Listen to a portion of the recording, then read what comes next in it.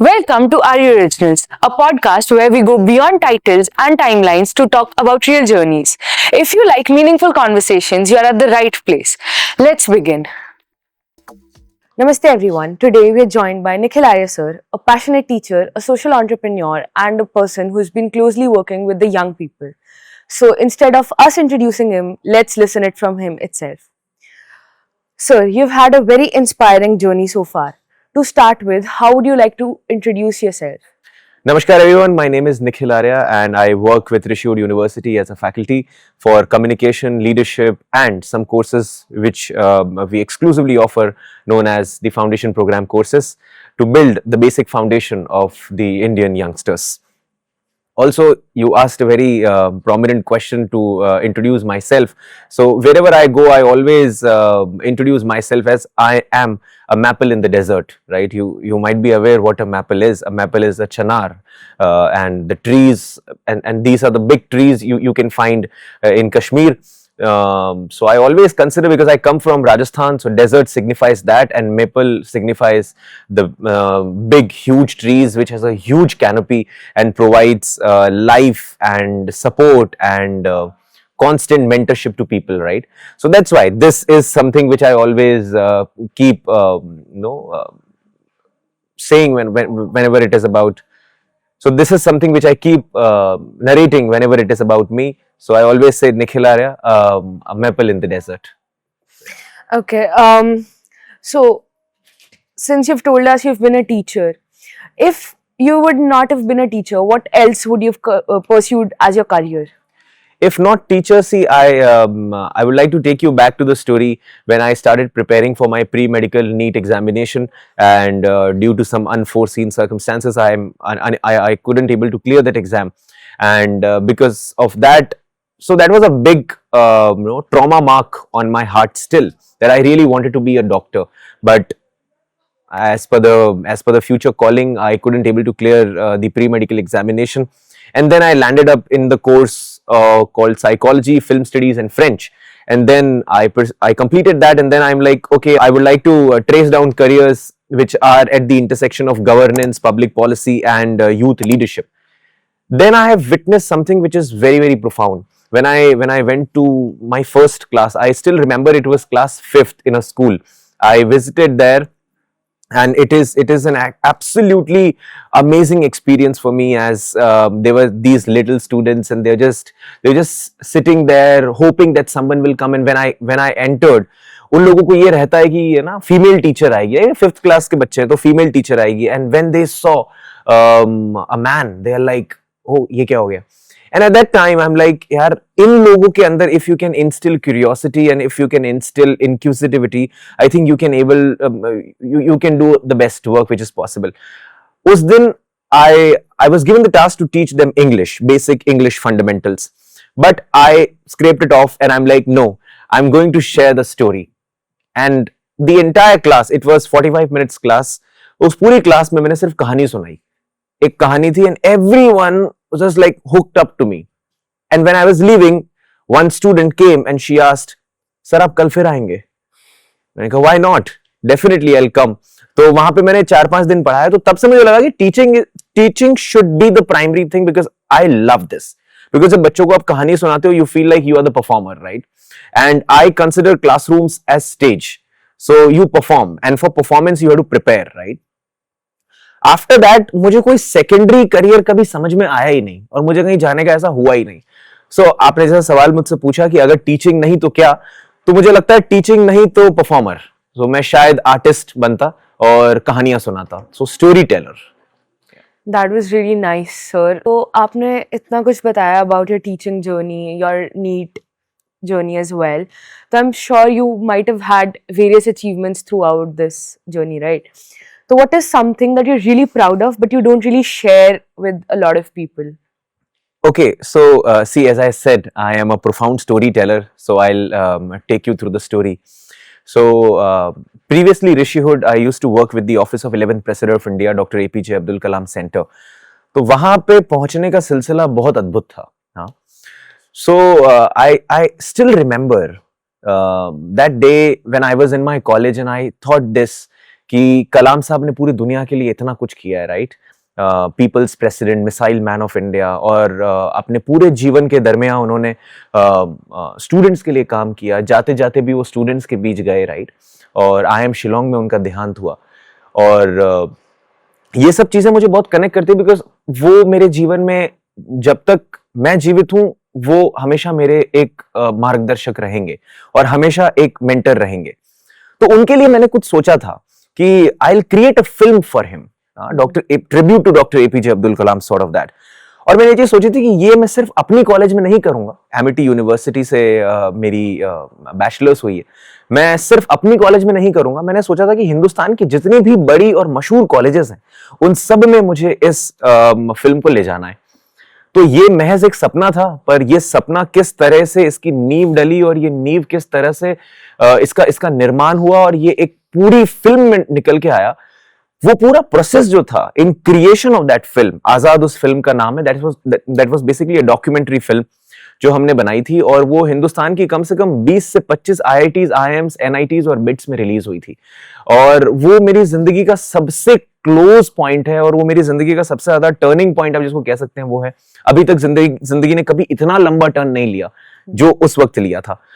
और मुझे देख के काफी अच्छा लगता है कि कलाम साहब को मैं इतने बड़े बड़े कैंपसेस में पहुंचा पाया, इतने सारे बच्चों के बीच पहुंचा पाया, जो इंसान को हम उनके देहांत के बाद भूल गए थे एक तरह से, सिर्फ उनको उनकी बर्थ एनिवर्सरी और डेथ एनिवर्सरी पे याद करते थे। तो कहीं ना कहीं ये मन में था कि नहीं, ऐसा नहीं होना चाहिए, कलाम साहब को हम जितने दिलों तक पहुंचा पाए फिर से, और फिर से उन्हें जीवित कर पाए, because Kalam is a living legacy, right? तो उस लिविंग लेगेसी को हम जितना बच्चों के दिलों तक पहुंचा पाए उतना हमें पहुंचाना है। तो मुझे अभी भी याद है जब आजाद का रिलीज था, मैं IIM अहमदाबाद में था, और वहां पे फाइनल जब शो डाउन हो रहा था और सारे कैंपसेस में एक ही बार में वो फिल्म रिलीज हुई थी across India, and that was I think the most proudest moment in my life which I always cherish. और जब भी मतलब जिंदगी कभी ऐसे मौके होते हैं जब आप थोड़े से उदास हो जाते हैं, तो तब मुझे लगता है कि वही एक लम्हा है जो मुझे वापस से उस समय ले जाता है और मुझे कहता है कि नहीं निखिल, आप बहुत कुछ कर सकते हैं। तो मुझे लगता है ये छोटी छोटी चीजें आपको बनाती है। तो ये वो अचीवमेंट में ज्यादा लोगों को बताता नहीं हूं अब, क्योंकि अब मुझे लगता है कि ठीक है, अब आगे बढ़ना है, आगे और अचीवमेंट्स करने हैं, तो पीछे के अचीवमेंट्स आप भूल जाते हैं। बट कहीं ना कहीं दिल के उस कमरे में ये अचीवमेंट हमेशा पड़ा रहेगा, और जहां पे भी मुझे मौका लगेगा, मैं आपका शुक्रगुजार हूं कि आपने मुझसे ये सवाल पूछा, तो मैं ये ऐसे जो अचीवमेंट्स है लोगों को जरूर बताऊंगा। Okay. तो आपने अभी बताया कि आपने movie you held this thing about APJ Abdul Kalam, right? तो of course you led it. तो was this leadership thing since the beginning of your life, or you had to develop it with time and with the experiences you gained? देखिए, जिंदगी में जितने भी आपको फलसफे मिलते हैं, जितने भी ऐसे मौके मिलते हैं, आप उन सबको जितने दरमियान चेरिश करें उतना ज्यादा बेहतर है।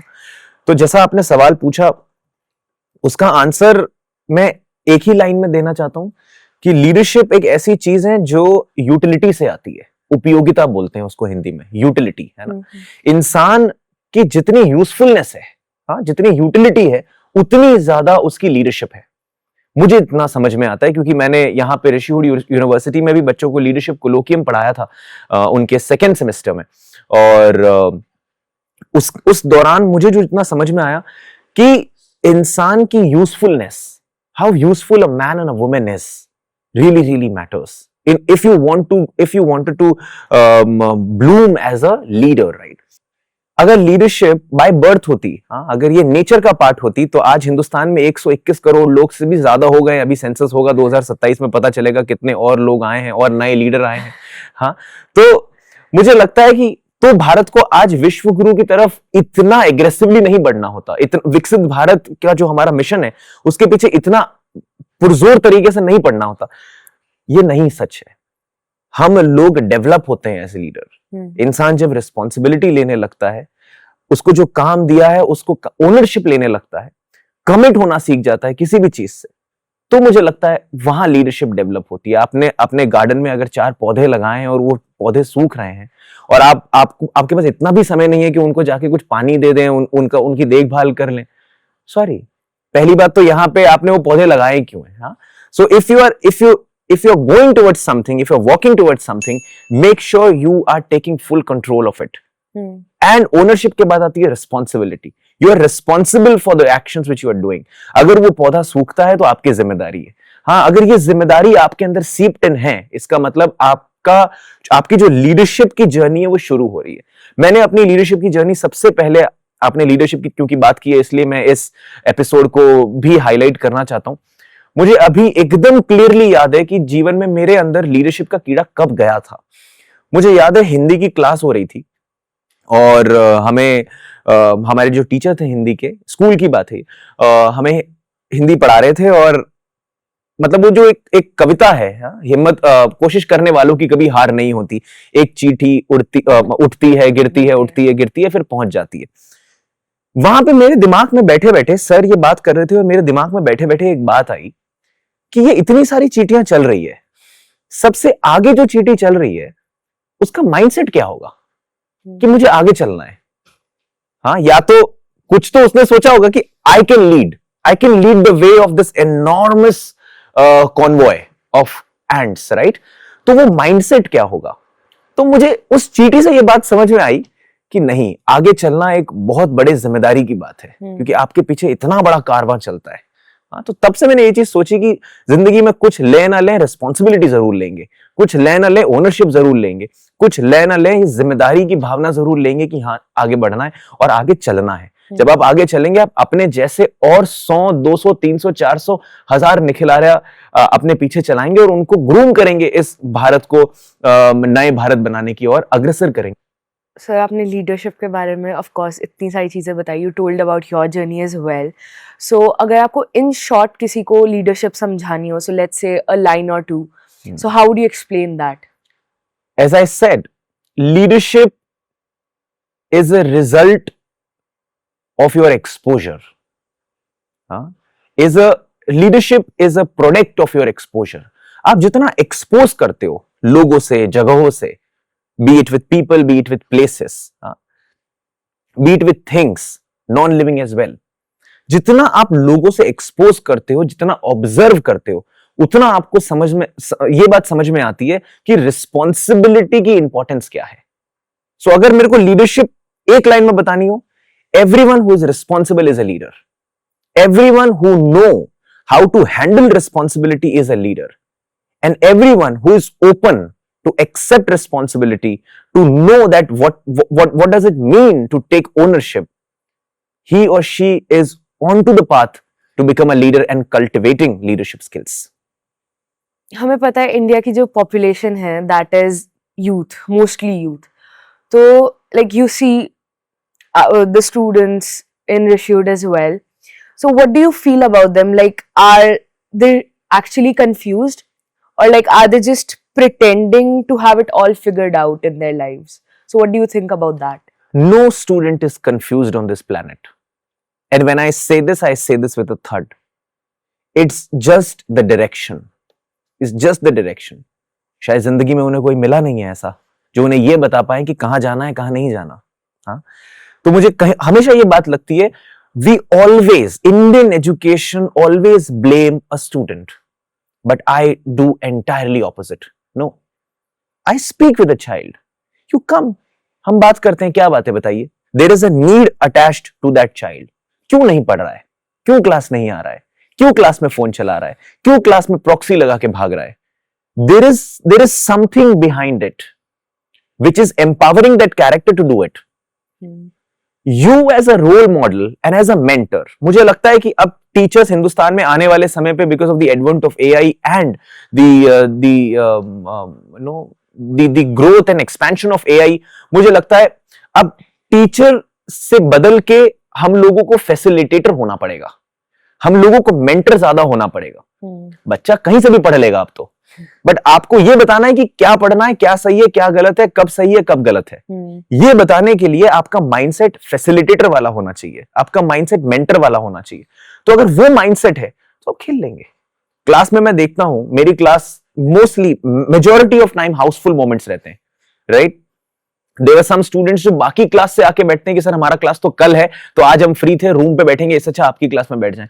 तो ये एकदम से नहीं हुआ. This is not an overnight thing. इसमें I have personally worked on every child. जब हम बात करते हैं कि कंफ्यूज्ड है बच्चा या नहीं, तो बच्चे कंफ्यूज नहीं है. It's just the direction which they are lacking. And as a mentor आपका रोल ये भी नहीं होना चाहिए कि आपने एक टॉर्च लिया और बच्चे को बोला कि चल मेरे पीछे पीछे चल, मैं तेरे को जहां तू बोलेगा वहां ले जाऊंगा. No, this is not a role of a mentor. I always say this to my students. Mentor का काम होता है टॉर्च ऑन करके बच्चे को पकड़ा देना, बस. और ये कहना कि यहां से वहां तक जाना है और ये रास्ता तुम्हें अकेले पार करना है. जहां पे भी टॉर्च बंद होगी वहां पे मैं फिर आऊंगा. उजाला देना और उजाले से दिशा दिखाना एक मेंटर का काम है. अगर आप कर पा रहे हैं तो आप कर लेंगे. एज आई सेड, कोई कंफ्यूज नहीं है. उन सभी बच्चों को दिशा की जरूरत है. आप किसी भी जो मेरे स्टूडेंट्स हैं उन सबसे पूछ सकते हैं ये बात कि what is that one thing other than teaching sir do in the class. And that is I always empower them with a vision. That why we wanted to study. पढ़ना क्यों है? Why are you here? आपने अपना 1.5 घंटा पूरे दिन का निकाला है मेरे साथ बिताने के लिए, तो आप एट द एंड निकल क्या रहा है? अगर आपके जीवन में इस 1.5 घंटे से कुछ नहीं निकल रहा, वैल्यू एडिशन प्लस जो इंटेलेक्चुअल एडिशन हुआ है, तो आप मत आइए क्लास. तो जब बच्चे को यह पता चलता है कि ये इंसान हमें एम्पावरमेंट प्रॉमिस कर रहा है, 1.5 घंटे की क्लास के बाद ये हमें जरूर कुछ ना कुछ देगा, चाहे 1% हो, इसलिए बच्चे आते हैं, इसलिए हाउसफुल होता है. Even the stairs are full in my social communication classes. Stairs पे बैठते थे बच्चे कि नहीं sir, value addition is the most important thing.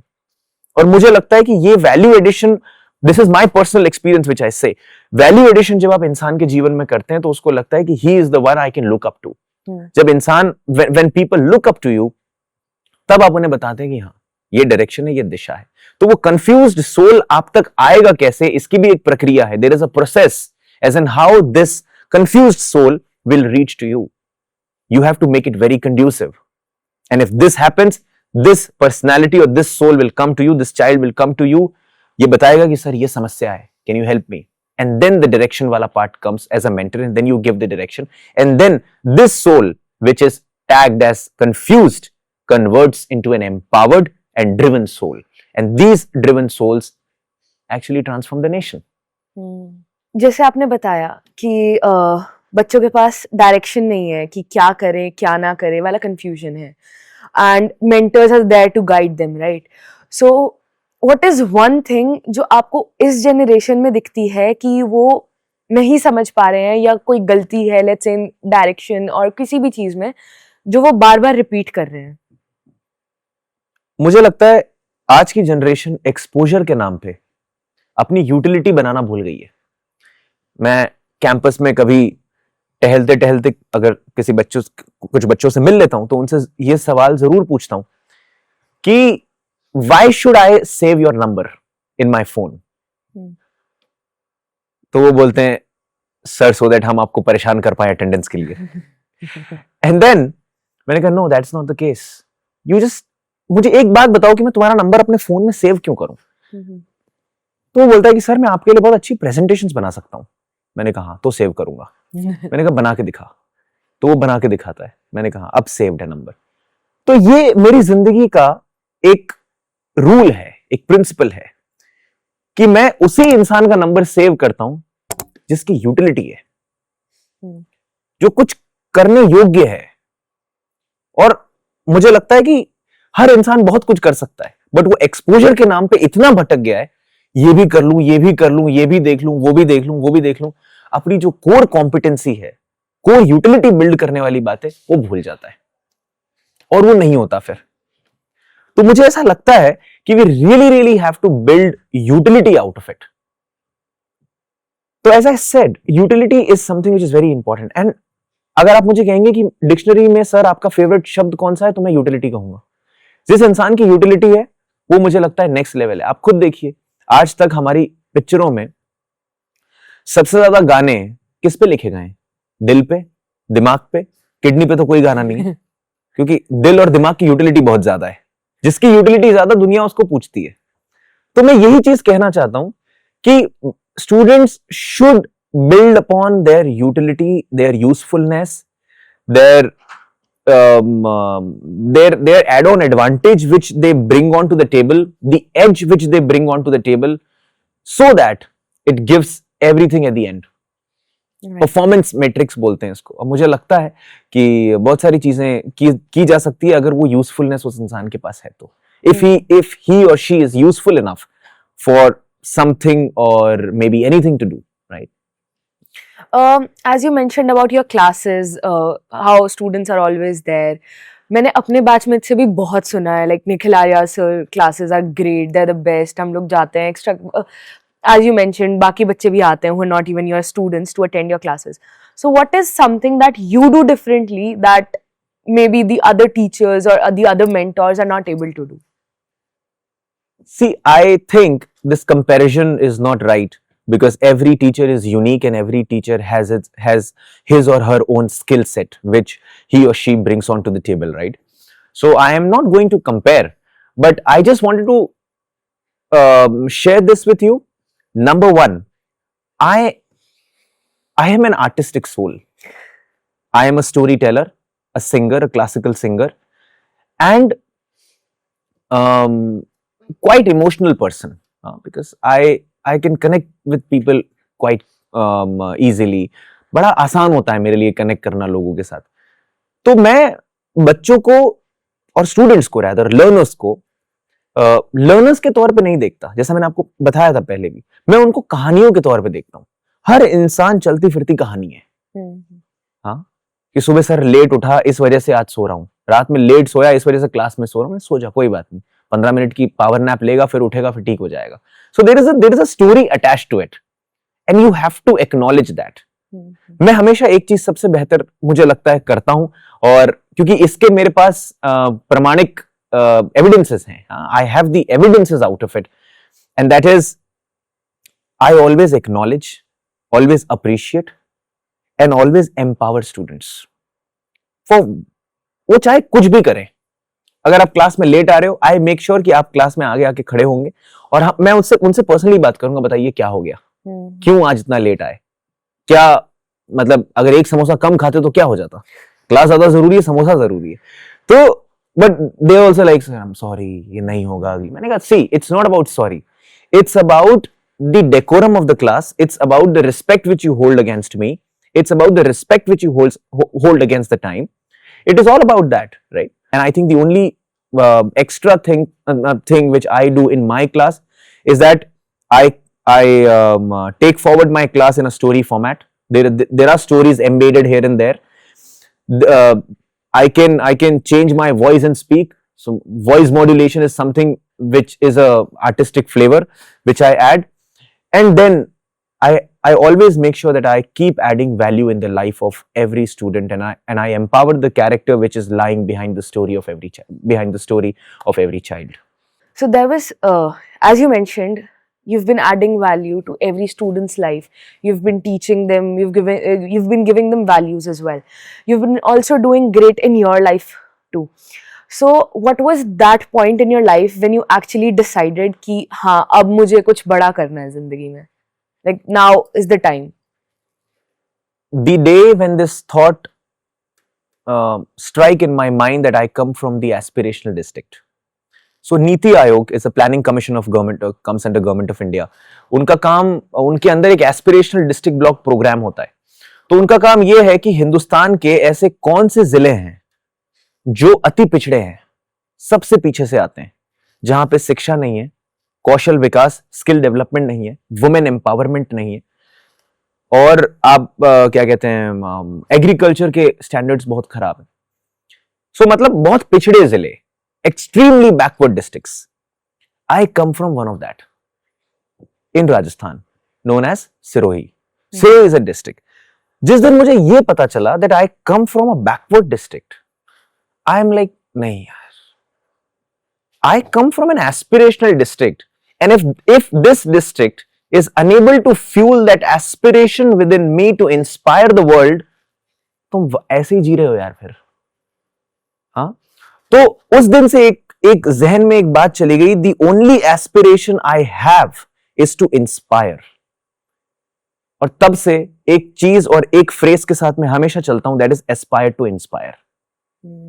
तो जिंदगी में बड़ा करना उस दिन से आ गया था जिस दिन मेरे को यह पता चला कि एस्पिरेशनल डिस्ट्रिक्ट से आते हो यार, तुम बैकवर्ड डिस्ट्रिक्ट से आ सकते हो, तुम्हारी सोच बैकवर्ड नहीं है, और जब सोच बैकवर्ड नहीं है ये पता चल गया, तो ये भी पता चल गया कि अब बैकवर्ड जिले से आया हुआ व्यक्ति बहुत सारे ऐसे काम करेगा जो खुद के नजर में तो खुद को ऊपर रखेगा ही, प्लस अपने जिले को भी आगे ले जाएगा और बहुत सारे काम करेगा। मैं अभी आपको बता दूं इस बात के लिए, अपने जिले में बहुत सारे काम कर रहा हूं in terms of skill development, in terms of education, government school में जाके फ्री में पढ़ाना, स्किल डेवलपमेंट का काम करना, ये बताना कि प्रत्येक बच्चा किस में अच्छा है। वहां पे आई मेट एक गवर्नमेंट स्कूल में I met with a girl the other day and very close by to my house, so I met this girl। तो वो मुझे कह रही थी कि सर मुझे इंग्लिश बहुत पसंद है बट इंग्लिश का कोई टीचर नहीं है, and that's the problem in India. ये सिर्फ राजस्थान की प्रॉब्लम नहीं है, ये हर जगह की प्रॉब्लम है। तो मैंने कहा फिर आप इंग्लिश कैसे पढ़ते हैं? बोले सर वो एक यूट्यूब पे एक चैनल है उसमें मैं पढ़ता हूँ। सो मैंने उसको उस दिन एक बात कही थी, इस बात को लगभग 7 से 8 महीने हो गए। उस लड़की को एक बात कही थी कि यू डोंट वरी, तुमको इंग्लिश एंड टू एंड जब तक 12th पास नहीं कर दी तब तक मैं पढ़ाऊंगा। तो अब हमेशा हर संडे शाम को 6 से 7 या कभी 6:30 से 7:30 उस लड़की के साथ मेरी क्लास होती है, only on English, and she is supremely passionate. और उसको इंग्लिश बोलता देख के मुझे इतना अच्छा लगता है, मेरे स्टूडेंट्स इतना तो नहीं बोलते हैं अच्छा। She is speaking English of the international standards. So मैं कह रहा हूं ना, वैल्यू एडिशन आप जब करेंगे पढ़ाने के साथ साथ, उसको ये बताएंगे कि नहीं, you can go anywhere and speak, then I think काम हो जाएगा। तो okay, so coming towards the end, what is the one piece of advice you would like to give the youth who is, let's say, who's feeling lost or is uncertain in their lives? if you're feeling lost and uncertain in your life and if you're unable to find light at the end of the tunnel, go and find a mentor। वो कहते हैं ना कि a teacher is like a candle, और धीरे धीरे धीरे धीरे धीरे वो कैंडल बुझ रही है, और वो कैंडल एक चीज जरूर कर रही है कि it is expanding the light, it is passing on this light to other students.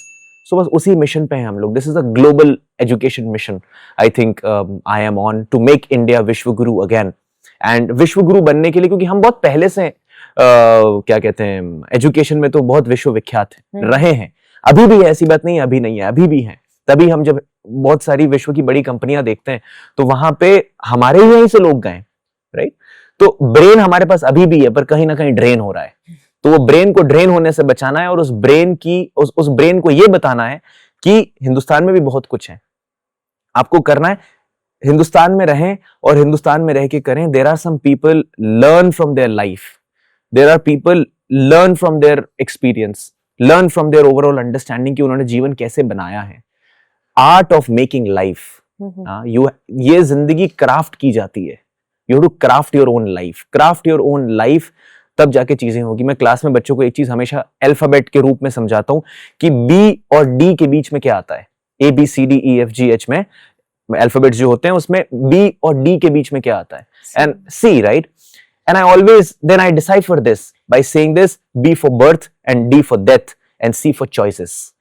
Your life encapsulates into all the choices which you make in your life from birth till death. So make sure आप जो चुने वो बेहतर चुने, जो चुने वो सही चुने, और जो चुने उस पे अड़े रहें। एंड देन फिर धीरे धीरे धीरे धीरे धीरे धीरे अपनी यूटिलिटी बढ़ाते रहें, ताकि आप जहां पे हैं वहां पे सार्थक रहें, और जहां पे हैं वहां पे आपकी रेलेवेंस बनी रहे। ऑलवेज रिमेंबर, आने वाले समय पे ह्यूमन रेलेवेंस सबसे बड़ा क्वेश्चन होगा, ह्यूमन रेलेवेंस। बट एक चीज हमेशा याद रखनी है, that is the human edge in the AI age is the most powerful thing. We humans hold an edge, and that edge is absolutely beautiful. वो एज अगर हमें पता है तो मुझे लगता है कि ये AI एज में बहुत आगे जाएंगे, और वो एज हमें पता है। चाहे सुपर कंप्यूटर आ जाए, बट जो ये सुपर ह्यूमन है, जो इंसान है, वो मुझे लगता है कि कहीं कभी नहीं खो सकता। We have all the powers. So all those students, those who are listening to me, I really want to tell you this: go and find the mentor if you are lost. Find direction. If you'll find the direction, definitely 200% you're going to succeed, and 200% you're going to nail this life, and also keep crafting your life with the kind of choices you want in it. Don't ऐसा overburden कि बहुत सारी choices रख ली, अब क्या करें, confuse नहीं होना है। कुछ चीजें रखिए, and then I think you can able to live this life with better clarity and a greater purpose. If you permit, I have a poetry and I would like to recite that. And ये कविता मैंने teachers day के दिन लिखी थी और मुझे लगता है कि ये बहुत प्रासंगिक है, बहुत रेलेवेंट है टू टुडेज कॉन्टेक्स्ट कि अगर सारे शिक्षक और सारे एडुकेटर्स अगर ऐसे हो जाएं तो मुझे लगता है कि हम जो विश्वगुरु की बात कर रहे हैं, जो विकसित भारत की बात कर रहे हैं, जो शिक्षा क्रांति की बात कर रहे हैं, मुझे लगता है वो हम जरूर कर पाएंगे। तो इसकी पंक्तियां कुछ इस तरह हैं। फूल यदि छूने भर से खिल जाए तो मानो सफल तुम्हारा शिक्षा उत्सव है, टीचिंग सेलिब्रेशन। फूल यदि छूने भर से खिल जाए तो मानो सफल तुम्हारा शिक्षा उत्सव है। यदि वो क्षण में खिलके खुद में मुस्काए तो मानो सफल तुम्हारा परीक्षण है। परीक्षण इज द एक्सपेरिमेंट, राइट। मुस्काए फिर खुद की खुशबू में मिल जाए तो मानो सफल तुम्हारा अवतरण है। अवतरण इज द बर्थ। सफल तुम्हारा अवतरण है। तुमने इस धरती पे जन्म लेके बहुत बड़ा काम किया है, राइट। खुद की खुशबू से आगे बढ़कर यदि वो रचना करने लग जाए तो मानो सफल तुम्हारा व्यक्तित्व है। हाँ, अगर वो बच्चे, वो फूल अगर खुद की खुशबू से आगे बढ़कर रचना करने लग जाएं, if they start creating things, तो मानो तुम्हारा व्यक्तित्व सफल हो गया है। उस रचना की कौशल कला का विस्तार यदि तुम्हारे खिलते फूलों से हो, अगर तुम्हारे खिलते फूल और रचना करें और चीजों को आगे बढ़ाएं, right, if they expand there boundary, तो मानो सफल तुम्हारा आशीर्वाद है। एज ए टीचर तुम्हारा आशीर्वाद सफल है। यदि जो रात दिन खुद को खपा के प्रशांत लहर सा लहराए तो मानो सफल तुम्हारा स्वाभिमान है। जो स्वाभिमान होता है ना एक शिक्षक को, that's a very big thing. जो अहम होता है कि yes, I am a teacher, I am cultivating the entire generation on this planet, तो वो अभिमान तुम्हारा सफल हो जाएगा। यदि रात दिन खुद को खपा के प्रशांत किशोर सा लहराए तुम्हारा फूल। लहरा के जो एक स्वर में भारत की बात यदि कर पाए, लहरा के जो एक स्वर में भारत की बात यदि कर पाए तो मानो सफल तुम्हारा अभिमान है। यदि जो मुरझाते वक्त भी, फूल जब मुरझाते हैं ना, यदि जो मुरझाते वक्त भी थोड़ी खुशबू दे जाए, मतलब मर गया है फूल बिल्कुल एकदम एट द एंड स्टेज, उसकी पत्तियां, the petals, they are like absolutely down टूडन नाउ, अगर वो ऐसे स्टेज पे भी थोड़ी सी खुशबू दे जाए तो मानो सफल तुम्हारा जीवन है। शिक्षक की सफलता तुम्हारी महक से बढ़ती है। तुम बढ़ते हो तो तुम्हारी सांसों में से धड़कते तुम्हारे सपनों की खुशबू तुम्हारे शिक्षक का अभिन्न अभिमान बनती है। So I think this is for all the students and all the teachers out there listening to me, and I would like to tell you this and to the audience who are listening to me, is that keep adding value in the life of your peers, in the life of your students, in the life of your employees, in the life of whomsoever you meet on this planet Earth. और तभी मुझे लगता है कि धरती माँ हमें आशीर्वाद देगी और कहेगी कि ठीक है, ये एक पृथ्वी काफी है, क्योंकि अब हमने ऐसे लोगों को तैयार कर दिया है जो इस पृथ्वी का भी ध्यान रखेंगे और आने वाले जो हमारी नई जनरेशन है उसका भी ध्यान रखेंगे। Thank you so much. I don't think there was a better way to end this podcast, sir. It was really nice having you here, and thank you so much for keeping it real.